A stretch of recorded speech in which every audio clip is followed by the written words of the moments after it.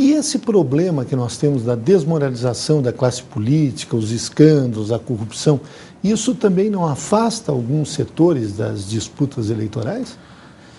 Eu acho que, não sei se afasta, eu acho que afasta mais uma parcela da população, né? Uma parcela da população, porque há políticos, como a gente sabe, há políticos bons, políticos bem intencionados, assim como há, por exemplo, empresários bons, empresários mal intencionados. A política é uma esfera social comum, como outras esferas da sociedade. O que acontece é que tem havido, na minha opinião, isso não é baseado em uma pesquisa, é baseado na minha impressão geral. O que está acontecendo no Brasil é uma consolidação, primeiro, da atividade política profissional, e, em segundo, está havendo uma maior pluralização das opiniões e do próprio fornecimento de informação da mídia.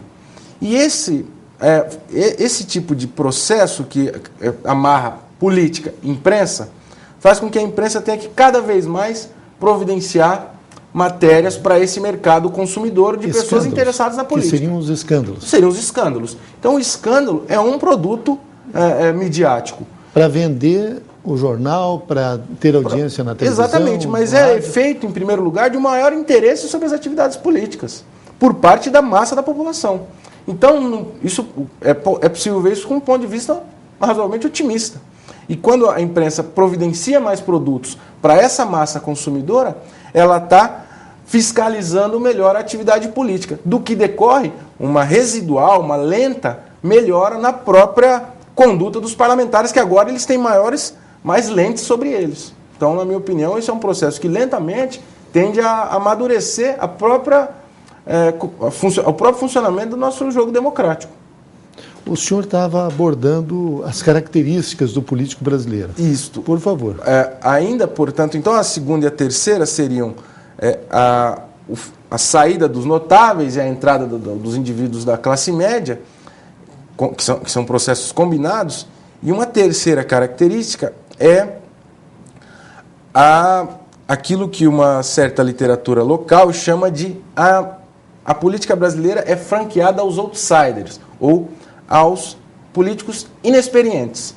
Nesses 45 novos que entram a cada eleição, há uma parcela significativa de indivíduos sem carreira política. Desses 45%? Desses 45%, na casa de 15%, 20%. Isso a nível de Câmara Federal. Câmara dos Deputados. Mas quando a gente se aplica também a nível estadual? Quando a gente desce a hierarquia dos postos políticos para a Câmara, para as Assembleias Estaduais e para a Câmara dos Vereadores, isso é mais perceptível, o que é normal. Quanto mais perto da população, maior a entrada de indivíduos sem experiência política eleitoral.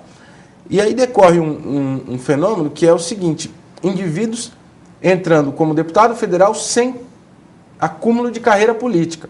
Ou seja, indivíduos que saem das suas atividades no mercado, médicos, dentistas, professores, advogados, até clérigos e comunicadores, e entram na atividade política sem aquela experiência que a gente percebe, por exemplo, nos presidentes das casas. E esse fenômeno pode ser visto como, depende do gosto do analista, pode ser visto como um fenômeno positivo e pode ser visto como um fenômeno negativo. Porque há um métier político, há um ofício político, há uma função política que não é simplesmente acessável por um indivíduo.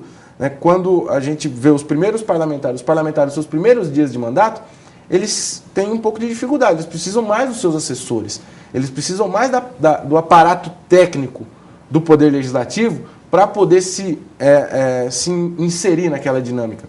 Então, a entrada desses indivíduos desprovidos de experiência política ainda é alta no Brasil se comparado com os demais países com democracia já mais antiga.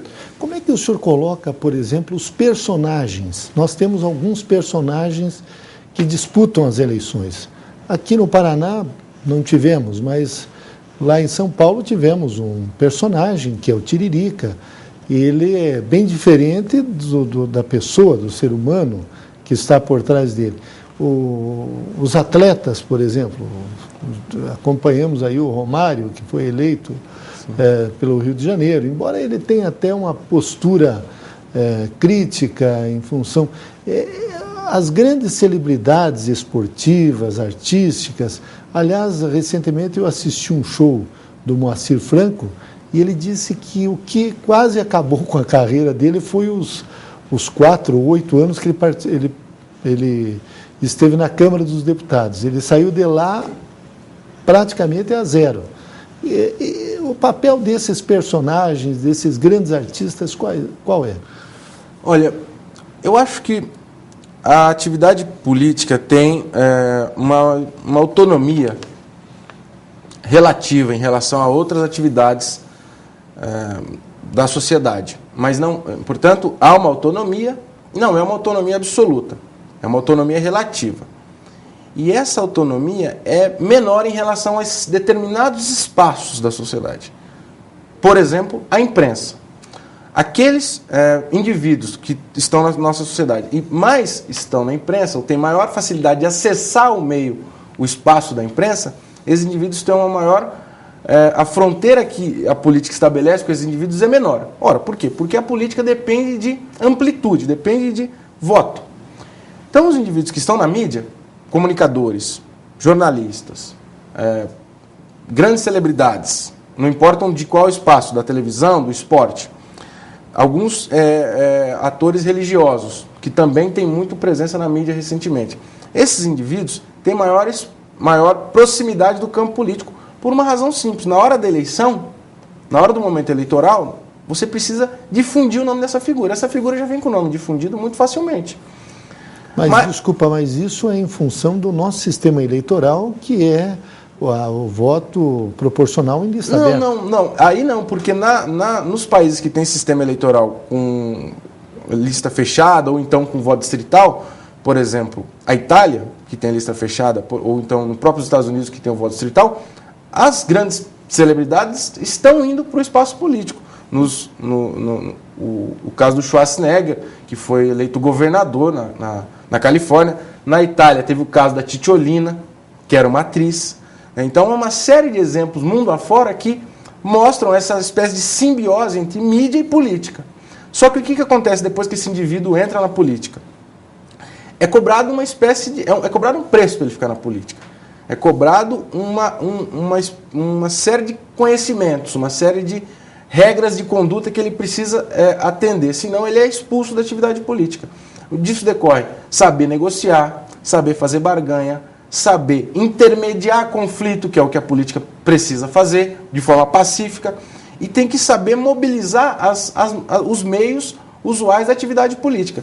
O indivíduo que acata isso, que aprende isso rapidamente, ele deixa de ser necessariamente um comunicador e passa a ser um político, ou um comunicador em determinados momentos e político em outros momentos. Aquele indivíduo que não aprende isso, é provável que ele é caçado, alguma forma dele ser... As regras do jogo político impõem isso a ele, ou então ele próprio desiste, ele se sente excluído daquele espaço político.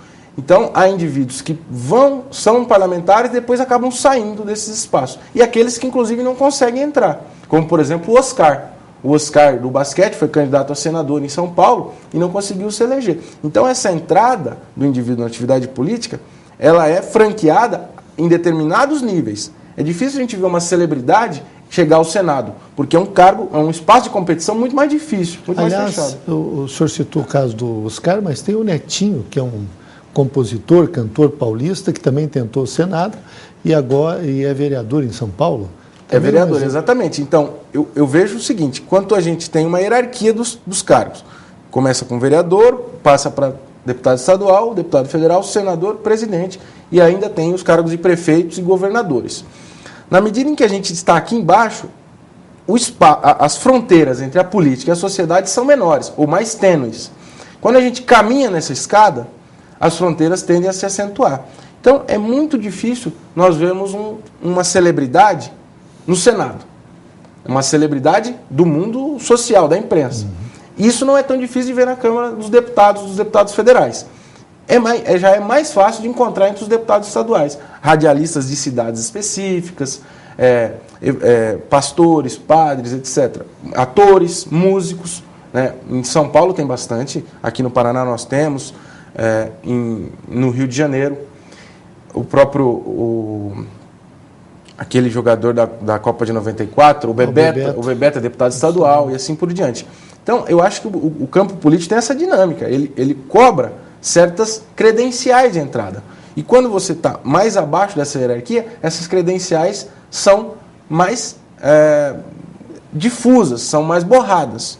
E na medida em que a gente avança, essas credenciais são mais exigentes. É difícil a gente pensar que uma celebridade se transforme, se consiga se eleger presidente da República sem antes ter uma carreira política. Porque há espaços como os partidos, há espaços como as próprias negociações, que não são abertos a forasteiros, não são abertos a aventureiros. Eles têm que ser político profissional e tem que saber sentar naquele espaço, saber negociar, saber oferecer incentivos, restrições. E essas atividades só são conquistadas, só são aprendidas nos espaços de atuação política. Correto. E faltou, parece que um aspecto ainda dos 4 que o senhor iria abordar. Um último seria a característica que é um pouco, ainda está em debate, que é uma possível popularização da classe política.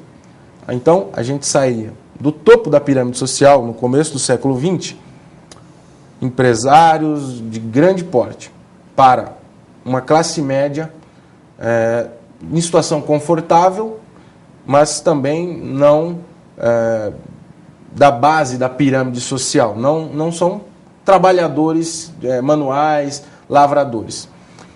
Tem uma quarta característica que ainda está em debate na própria literatura do assunto, que é a ideia da popularização da classe política. Então, a classe política brasileira está sendo composta paulatinamente de indivíduos advindos das camadas populares. Trabalhadores, por exemplo, funcionários de grandes multinacionais que têm atividades manuais, como, por exemplo, torneiro mecânico, como, por exemplo, funcionário da indústria automobilística, que tem conseguido, em determinadas circunstâncias, se tornar político profissional. Isso, como exemplo, seria o presidente Lula? O próprio presidente Lula, mas o Vicentinho, que foi do Sindicato dos Metalúrgicos de São Paulo, o Paulo Paim. O atual presidente da Câmara também? O atual presidente da Câmara, se bem que de um sindicato um pouco mais bem posicionado na hierarquia dos sindicatos, né? Enfim. Mas eu acho... O senhor acha que isso é uma tendência? Aí que está, aí há o debate. Na literatura ainda não há consenso sobre isso aqui no Brasil, porque é muito relativo se afirmar, se falar em popularização, na medida em que esses indivíduos experimentam uma ascensão social. Então, se ele advém de uma família muito carente, ele vai tirar a própria família dessa condição e vai aumentar aquela relação que nós falamos anteriormente, que é a relação de, enfim, dependência do próprio cargo. Então, parece que o processo correto, o processo adequado é profissionalização, porque os indivíduos tendem a ter uma longevidade maior da carreira política. Ele fica por 20 anos na carreira política, 30 anos. Ao passo que grandes empresários não têm muitas vezes eles não têm essa preocupação, essa necessidade. Ele fica alguns anos na atividade política e depois sai. É claro que os empresários não vão desaparecer da política, os comunicadores não vão desaparecer da política, mas na medida em que ele compete com esses indivíduos, ele tende a ter que ter um perfil parecido com esse. Então, nós entrevistamos em Gestão Pública em Debate o professor Luiz Domingo Costa, ele que é mestre em Ciência Política, e debatemos o perfil da classe política brasileira. Professor Luiz Domingos Costa, nós queremos agradecer muito a sua presença neste programa e não temos dúvidas de que o senhor contribuiu na formação dos nossos alunos. Muito obrigado. Muito obrigado.